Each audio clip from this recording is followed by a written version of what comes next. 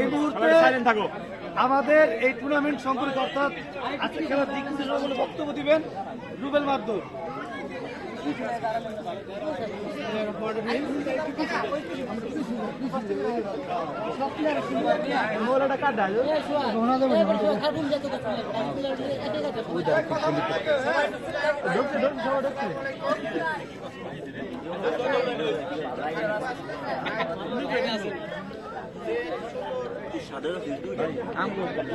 video দিয়ে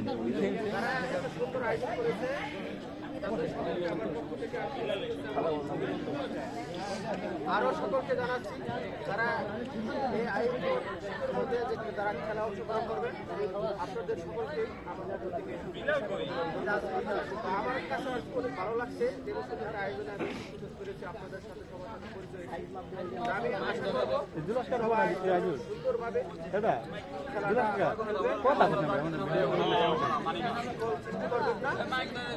ঠিক আছে আমরা সবাই